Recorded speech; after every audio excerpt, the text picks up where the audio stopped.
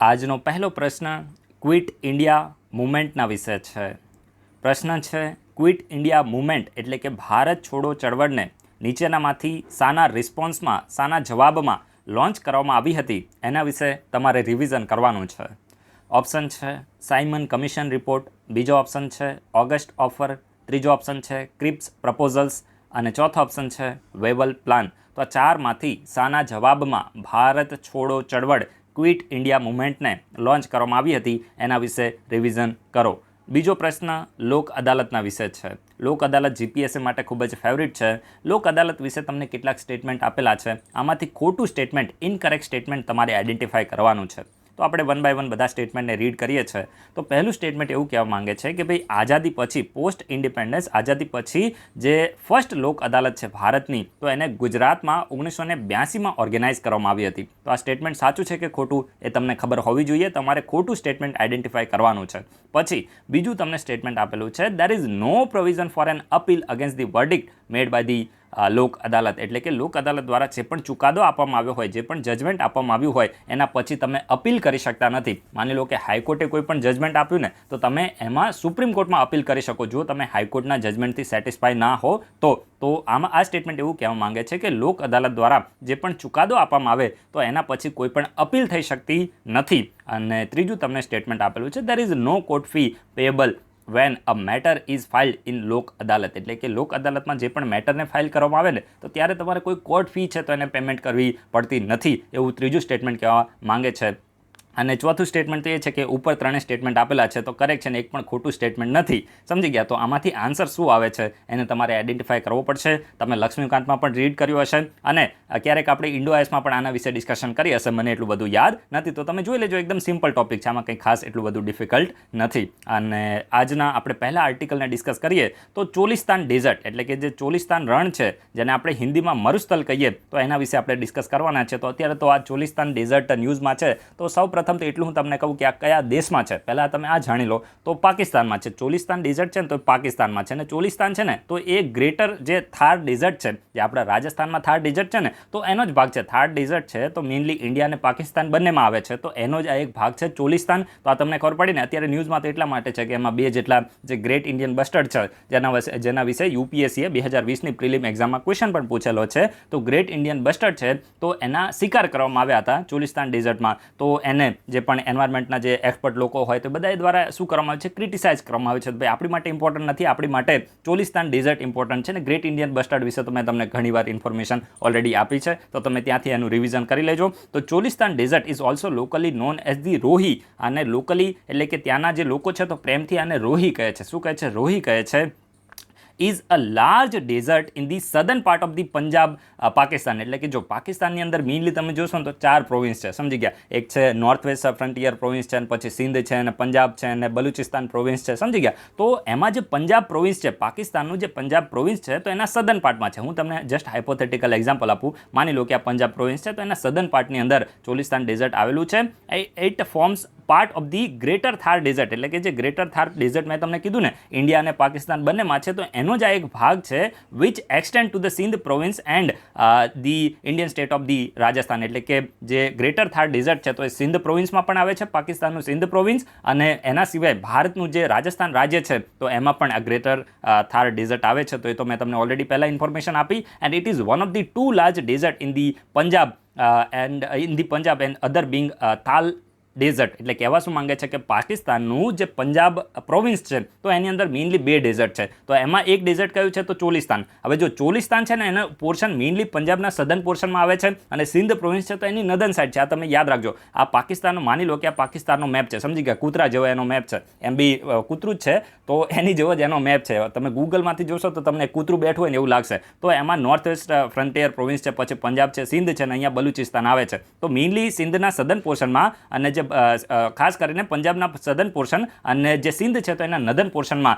જે mainly ચોલિસ્તાન dessert છે તો આવે છે, તો આના વિશે પણ તમને ઇન્ફોર્મેશન મળી ગયા હશે. તો મેઇનલી પંજાબમાં 2 ડેઝર્ટ છે, એક છે થાલ ડેઝર્ટ અને બીજું છે ચોલિસ્તાન, તો આ પણ તમને ખબર પડી ગયા છે. અને દેરાવાર ફોર્ટ, આ યાદ રાખજો, દેરાવાર ફોર્ટ એ કયા ડેઝર્ટમાં લોકેટેડ છે? તો ચોલિસ્તાન ડેઝર્ટમાં લોકેટેડ છે. ચોલિસ્તાન રણ છે તો એમાં દેરાવાર ફોર્ટ લોકેટેડ છે. તો આ ઇન્ફોર્મેશન તમને મળી ને, તો જેટલા મહત્વના પોઈન્ટ હોય એને નોટ ડાઉન કરી દેવાના. માની લો કે તમને કન્ફ્યુઝ કરવા માટે કોઈ બીજો દેશ આપી દે કે ચોલિસ્તાન ડેઝર્ટ કયા દેશમાં લોકેટેડ છે, તો તમને ખબર હોવી જોઈએ. આપણી દુશ્મની એ દેશ સાથે છે, વસ્તુ સાચી છે, પણ ભાઈ આપણે ઇન્ફોર્મેશન તો લેવી પડે ને, તો એ ઇન્ફોર્મેશનને પહેલાં પ્રાયોરિટી ઉપર રાખવાની એક્ઝામ પાસ કરવી હોય તો. બાકી નેશનલિઝમ તો સોશિયલ મીડિયા પૂરતી સીમિત રહી જાય છે. આદિત્ય L1 વિશે આપણે આજે ડિસ્કસ કરવાનું છે. તો સૌથી પહેલાં તો એટલું યાદ રાખો કે આદિત્ય L1 મિશન ઇસરો દ્વારા જે લોન્ચ કરવામાં આવશે તો શાના ઉપર હશે? તો સૂર્ય ઉપર. સૂર્ય જે છે તો એના ઉપર આદિત્ય L1 મિશન છે અને લગભગ 2022 સુધીમાં આ મિશનને ઇસરો દ્વારા લોન્ચ કરી દેવામાં આવશે. તો the Indian programme to study the sun, એટલે કે જે આપણો સૂર્ય છે તો એને સ્ટડી કરવા માટે છે. એના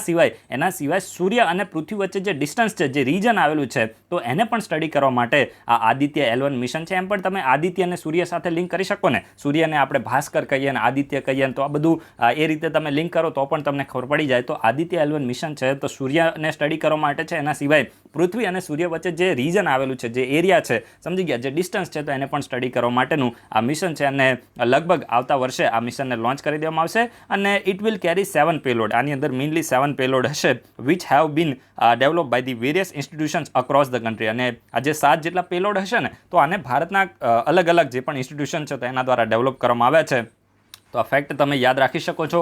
and once the mission is launch there will be a need for a ground support centre to monitor and coordinate the work on its various payload. એટલે કે જો એક વખત મિશન તો આવતા વર્ષે લોન્ચ થઈ જશે, પણ મિશન લોન્ચ થયા પછી એ મિશનને મોનિટર કરવા માટે એની અંદર જે પણ પેલોડ હોય તો એ બરાબર રીતે કાર્ય કરી છે કે નહીં, તો એને મોનિટર કરવા માટે જે રીતે આપણે ચંદ્રયાન 2 મિશનને લોન્ચ કર્યું ને, તો પછી ચંદ્રયાન 2 મિશનને લોન્ચ કર્યું ત્યારે તમે જોયું હશે કે જ્યારે પેલું વિક્રમ લેન્ડર લેન્ડ કરવાનું હતું તો ત્યારે તમે જોયું હશે કે ઇસરોના સાયન્ટિસ્ટ છે, એના સિવાય પ્રધાનમંત્રી છે, એના સિવાય ઇસરોના જે પણ ચેરમેન છે કે સિવન, આ બધા લોકો ત્યાં બેઠા હતા, એ સેન્ટરમાં બેઠા હતા. બેંગાલુરુમાં એ સેન્ટર આવેલું છે. તો જે રીતે કોઈ પણ મિશન લોન્ચ થાય ને, તો એને કમાન્ડ કરવા માટે, એને કંટ્રોલ કરવા માટે, એને મોનિટર કરવા માટે કોઈ પર્ટિક્યુલર એક ગ્રાઉન્ડ ઉપર સેન્ટર હોય, તો એ જે સેન્ટર છે તો એને સપોર્ટ સેન્ટર કહેવામાં આવે છે. તો એવી જ રીતે આ આદિત્ય L1 મિશન માટેનું જે સપોર્ટ સેન્ટર હશે તો એને ક્યાં સેટઅપ કરવામાં આવશે? તો એ મેઇનલી જે નૈનીતાલ છે, નૈનીતાલ, તો એમાં છે Aryabhatta research institute for observational science. Aryabhatta research institute for observational science છે, તો ત્યાં આ સપોર્ટ સેન્ટર છે તો એને મેઇનલી આદિત્ય L1 મિશન માટે સેટઅપ કરવામાં આવશે. તો આ મહત્વના ફેક્ટને તમે યાદ રાખજો. કઈ જગ્યાએ છે? નૈનીતાલમાં છે. અને ફૂલ ફોર્મ શું છે? આર્યભટ્ટા research institute for observational science છે. અને આ જે સેન્ટર છે તો એ શાની માટે છે? તો આદિત્ય L1 મિશન માટેનું સપોર્ટ સેન્ટર છે. ઇન જાન્યુઆરી 2021, જાન્યુઆરી 2021માં આ સપોર્ટ સેન્ટરને સેટઅપ કરવા માટેનો એગ્રીમેન્ટ ઇસરો અને જે Aryabhatta research institute for observational science છે તો બંને વચ્ચે શું સાઇન થયું છે? એગ્રીમેન્ટ સાઇન થઈ ગયો છે. તો આ ફેક્ટ તમને ખબર પડી ને.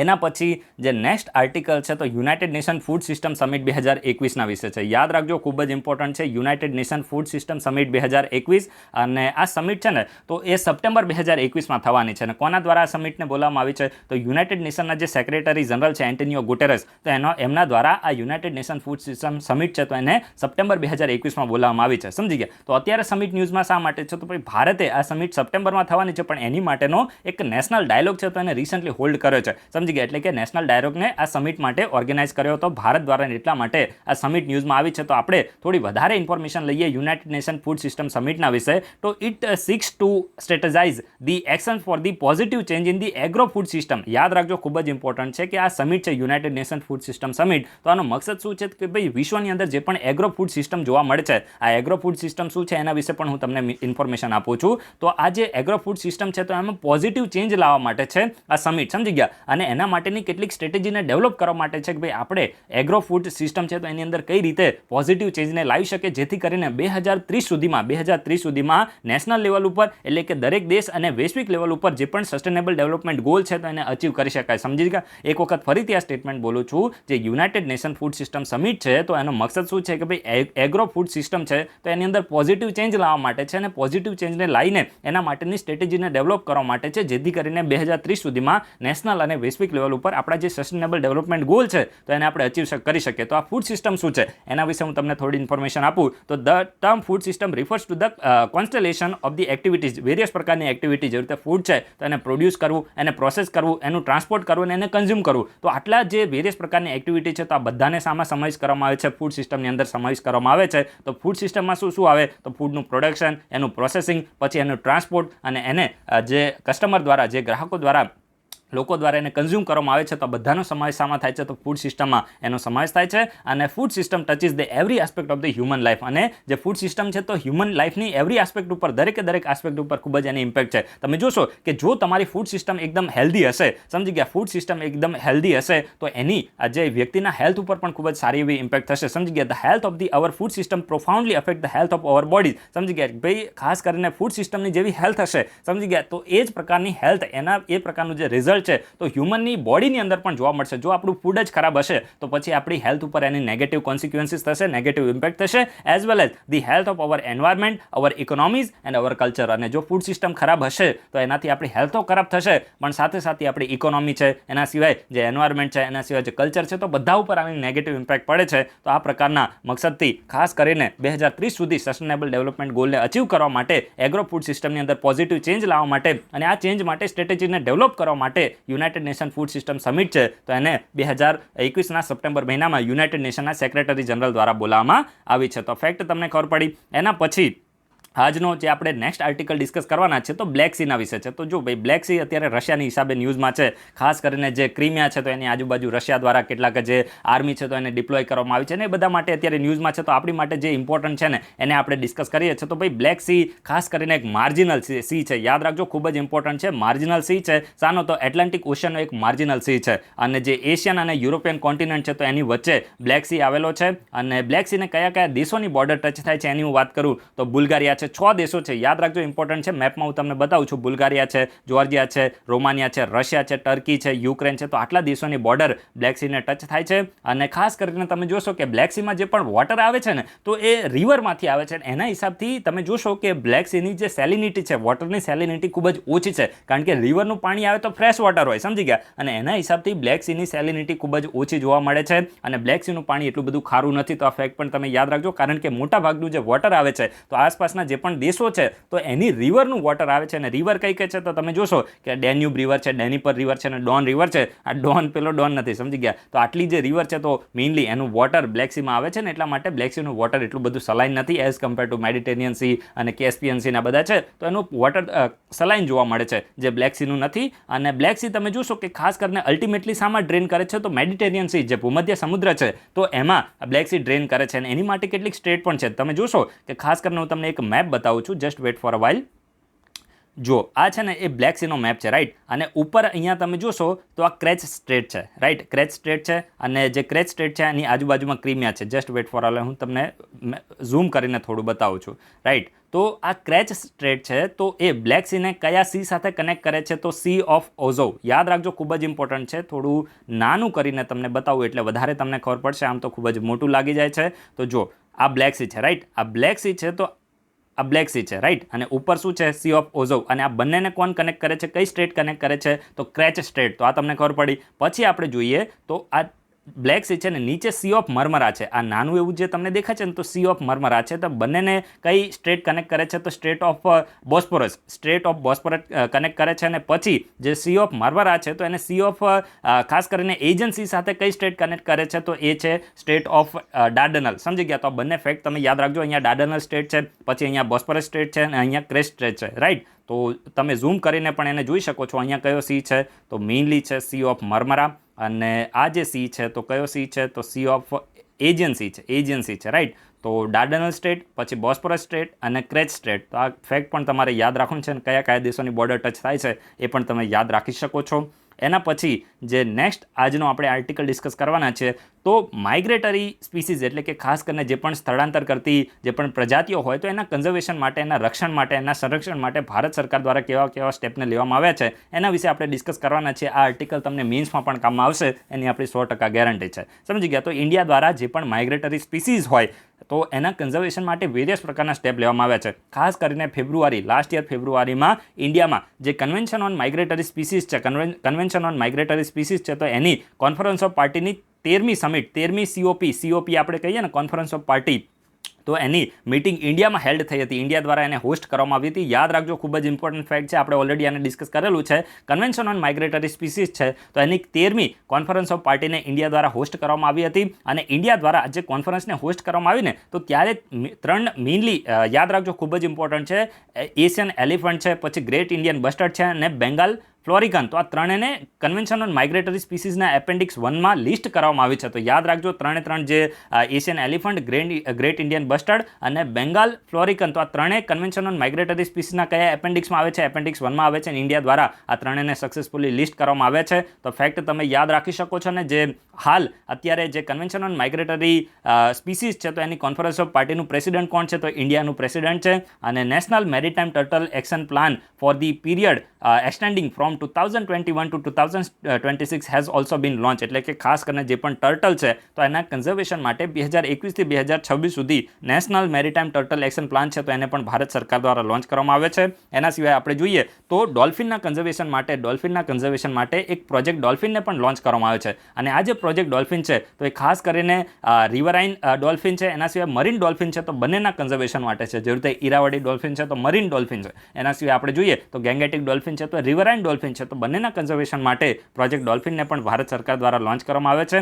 And government has also launch 5-year action plan for the vulture conservation. જે ગીધ હોય, ગીધ, વલ્ચર એટલે શું થાય? ગીધ. તો એના કન્ઝર્વેશન માટે પણ ભારત સરકાર દ્વારા 5 વર્ષનો એક વલ્ચર કન્ઝર્વેશન એક્શન પ્લાન છે તો એને પણ લોન્ચ કરવામાં આવે છે. એના સિવાય આપણે જોઈએ તો ઇન્ડિયા અને બાંગ્લાદેશ વચ્ચે જે પણ એલિફન્ટનું ખાસ કરીને માઇગ્રેશન થતું હોય છે, ટ્રાન્સ બાઉન્ડ્રી એલિફન્ટ માઇગ્રેશન થતું હોય છે, તો એનું સેફ અને નેચરલ માઇગ્રેશન થઈ શકે અને હ્યુમન એલિફન્ટ કોન્ફ્લિક્ટને મિનિમાઇઝ કરી શકાય. સમજી ગયા? જે હ્યુમન અને એલિફન્ટ વચ્ચે કોન્ફ્લિક્ટ થતો હોય છે શું છે એના વિશે મેં તમને થોડા દિવસ પહેલાં જ વિડીયોમાં ડિટેલમાં ઇન્ફોર્મેશન આપી હતી. તો હ્યુમન એલિફન્ટ કોન્ફ્લિક્ટને મિનિમાઇઝ કરી શકાય અને ઇન્ડિયા અને બાંગ્લાદેશ વચ્ચે જે પણ બોર્ડરમાં ટ્રાન્સ બાઉન્ડ્રી એલિફન્ટનું માઇગ્રેશન થાય છે તો એના કન્ઝર્વેશન માટે પણ એગ્રીમેન્ટ સાઇન કરવામાં આવે છે. તો આ કેટલાક મહત્વના સ્ટેપ ભારત સરકાર દ્વારા લેવામાં આવે છે. જો મીન્સમાં માઇગ્રેટરી સ્પીસીઝના કન્ઝર્વેશન વિશે કંઈ પણ લખવાનું આવે તો ત્યારે તમે આ પ્રકારના જે પણ ફેક્ટ છે તો એને કોટ કરી શકો છો. So guys, thanks for watching. તમારો બધાનો દિવસ મોજમાં રહે.